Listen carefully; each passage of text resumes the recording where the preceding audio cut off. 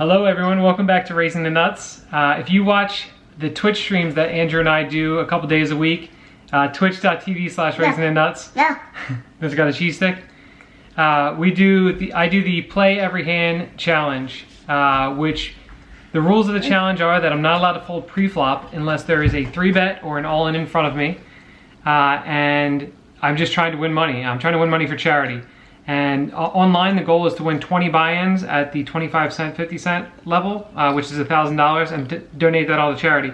I decided to take it from the online arena and go to the live arena and play some live poker and do the play every hand challenge there. So I wasn't allowed to fold pre-flop at all. I decided to go up to SugarHouse in Philly, which I've actually never played at their current room. What's the SugarHouse? The SugarHouse is a poker room, a casino in Philadelphia.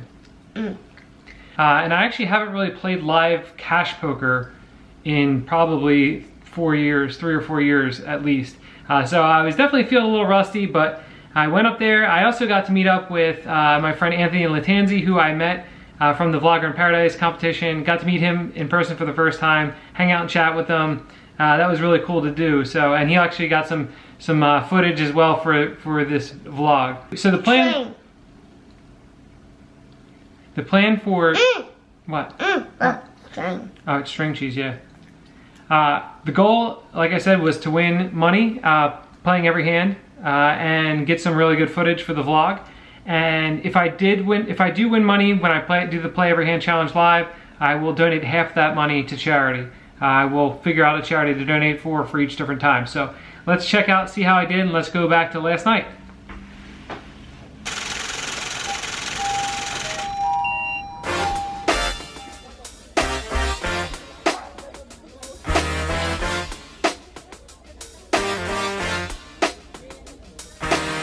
Too much money on the game, feel like Pete Rose. Take the lane and one, that's a free throw. Landed on the west, but the Jets on the east coast. Can't sing, but the kicking it a C note. Leave my stamp, yeah, you can check the postage. First class, but you know I'm still coaching. Starter status, but the team fully loaded. I put it all out there, something like Snowden. I got money on the game. I got money on the game.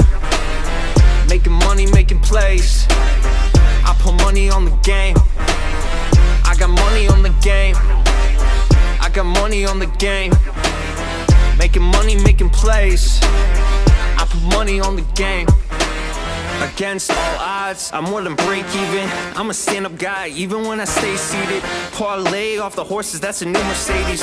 You can bet the boy fly, he just flew to Vegas. Hit the lobby, think I'm about to go all in. Lucky number 13, watch the ball spin. Alley-oop off the glass, I go hard in. James Worthy to the game, I'm just starting. I got money on the game. I got money on the game. Making money, making plays. I put money on the game. I got money on the game.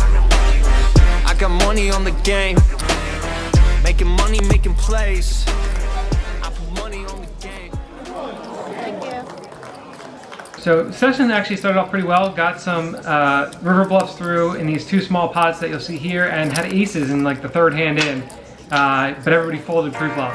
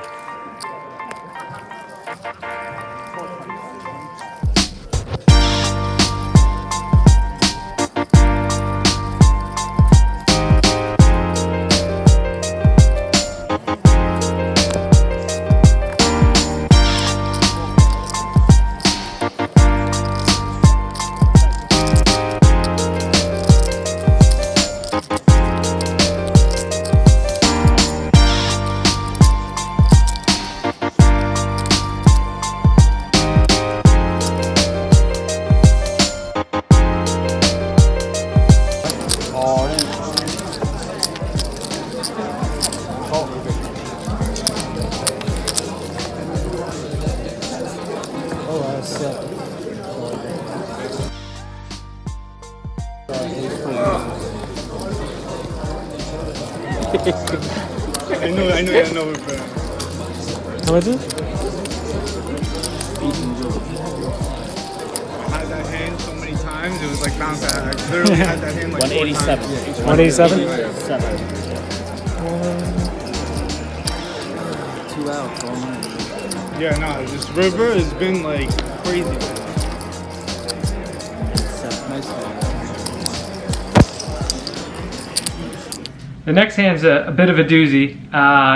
The entire table limps, including myself with Jack 2 offsuit in the cutoff. The big blind makes it $15 and everyone calls. So we take the flop 7 ways. The flop comes down 7-5-2 with 2 clubs. The big blind bets $15 again. Under the gun calls, middle position calls, and I decided to make it $90 just because there's a ton of money out there. Nobody's really showing much interest, and I have a blocker to a set, which is, you know, whatever. So I make it 90. The big blind, who is the pre-flop raiser, calls. The under the gun player gets out of the way, and then the cutoff calls. So we're taking the turn 3 ways, looking for a good card. The turn card is a 7, so I think it's actually a pretty good card for us. It doesn't feel like any of the other 2 players have a 7 that often. It feels like they're either on draws or have maybe the opener could have, the original raiser could have an overpair or something, but he's going to be in a tough spot here. So when they check to me, I bet $130.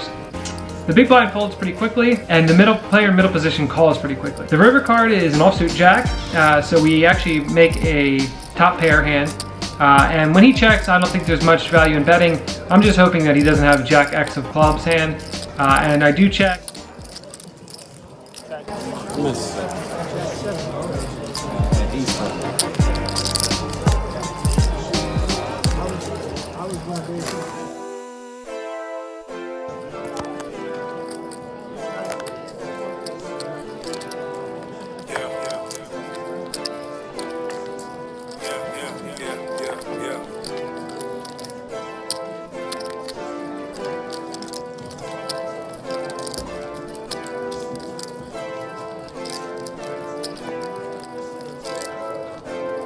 My mommy struggled, but not today. You see women news, but not today. Remember days I was broke, but not today. Couldn't flex on my haters, but not today. Couldn't get to the paper, but not today. Couldn't get to the paper, but not today. Couldn't get to the paper, but not today. Couldn't get to the paper, but not today. My mommy struggled, but not today. You see women news, but not today. Remember days I was broke, but not today. Couldn't flex on my haters, but not today. Couldn't get to the paper, but not today. Couldn't get to the paper, but not today. Couldn't get to the paper, but not today. I came from nothing. Now I got something. Make something out of nothing. That's why y'all front. I prayed for this. I was made for this. You see women news, but not today. Remember days I was broke, but not today. Couldn't flex on my haters, but not today. Couldn't get to the paper, but not today. Couldn't get to the paper, but not today. Couldn't get to the paper, but not today. Couldn't get to the paper, but not today. My mommy struggled, but not today. You see women news, but not today. Remember days I was broke, but not today. Couldn't flex on my haters, but not today. Couldn't get to the paper, but not today. Couldn't get to the paper, but not today. Couldn't get to the paper, but not today. Couldn't get to the paper, but not today. I came from nothing. Now I got something. Make something out of nothing. That's why y'all In the next hand, there's 4 limps, and I check in the big blind with King 6 offsuit with the King of Spades. The flop comes down 9-6-3 with 2 spades. The small blind leads out for $10. I decide to raise the $35, which is kind of just a real kind of mergey play where I have a bunch of turn cards that I can bluff when I raise flop, and a lot of times people at these stakes are just going to fold weak top pairs and things like that. So I do have a blocker to 2 pair in sets, so I go ahead and put in the raise at $35, and the small blind pretty quickly calls. The turn card is the 10 of spades, so we add the second nut flush draw to our hand and have obviously blockers to flushes, and I think it's a pretty good card for us to bet, hoping to push out some of the 9x hands that might have stuck around on the flop. So when he checks, I go ahead and bet $75.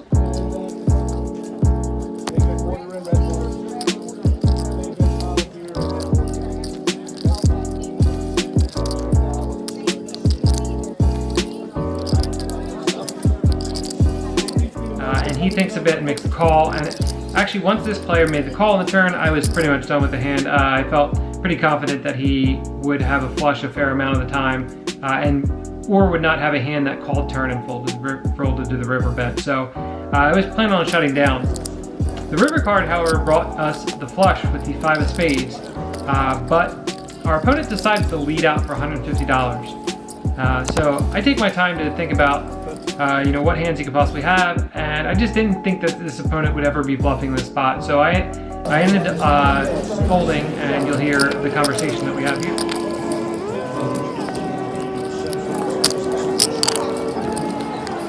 Favor. Yeah, I mean, honestly, dude, Thank you. so many cards. I could just have enough for a day. We are. I don't know what you have, but Sorry, you want to straddle? King of spades. You post? yeah, I was saying you should like all. In this next hand, the game's starting to get a little short-handed. I raised to $10 in the cutoff with 5-9 of diamonds. The button call, small blind call, and big blind call. So we take the flop 4 ways. The flop comes down 4-3-2 with 2 spades. They check to me with the open ender. I decide to continuation bet $20. The button folds, small blind calls, and the big blind folds. The turn card is a 6, so we make our straight, which is an exciting card for me to hit here, as my opponent I thought was getting pretty suspicious of my constant bets against him in particular. We had played 2 hands previously. Once, actually, I had it against him and bet turn. The other time I didn't have it against him and bet turn, and he folded both times. So I thought he was probably going to be looking for a spot to call down. So I go ahead and bet $30 with a straight, and he makes the call. The river is the ace of spades, which brings in the flush. He goes ahead and checks. I'm not too afraid of the flush here. Just going to try to squeak out some value from him. So I go ahead and bet $40, and he pretty quickly makes the call, and we are good. And you know, he mentioned something about how he finally picked the time to call me, and of course I had it. So we scoop in some more chips there. Winner at the 5-9 series.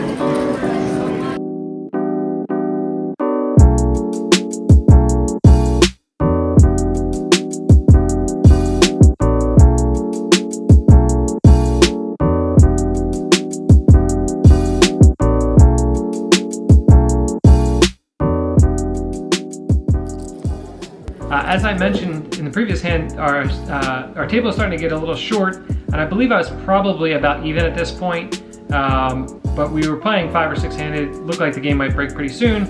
Actually, I think we were playing 7 handed at this time with this hand coming up here, and I'm sad to even report this hand because it's embarrassing, but this is definitely one of those rusty hands from playing live poker where I don't really know what to do. The under the gun player opens to $12.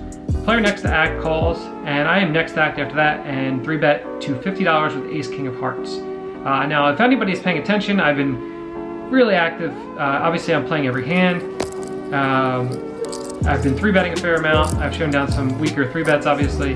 But this player in particular was watching a movie at the time, which is a live poker thing where if they're just watching a movie, are they paying attention at all? I don't know. He goes ahead and makes a 4-bet to $162. And I really didn't know what to do. I didn't think that he was ever bluffing here, just like 4-bet bluffing. Thought his range was probably queens plus, maybe, and with ace king, some of the time. So wasn't really sure what to do. I ended up deciding to call after thinking about it for a while. I don't know, whatever. The flop comes down 10-5-4, and he bets $150. I think for a long time again, he seemed a little uncomfortable. Actually considered jamming, which is something I would never really normally do. And ultimately I ended up folding, and I think I should have probably just jammed it in pre-flop probably, or continued in some fashion. But final hand of the night, playing short-handed, I open to $10 in the cutoff with 8-6 of diamonds. Button call, small blind call, big blind call, take the flop 4 ways. The flop comes down 10-6-5 rainbow, and checks to me, and I bet $20. Button folds, small blind folds, and the big blind makes the call. Turn is the 4 of hearts, bringing backdoor flush draw, and the big blind decides to lead out for 45. Kind of think he's full of it a lot of the time here. So I do have a blocker to the straight, obviously. I have 2 pair blocker, set blocker, all those good things. So I go ahead and make the call. The river's an offsuit queen, and my opponent checks, and I check back. Shucks, got lucky.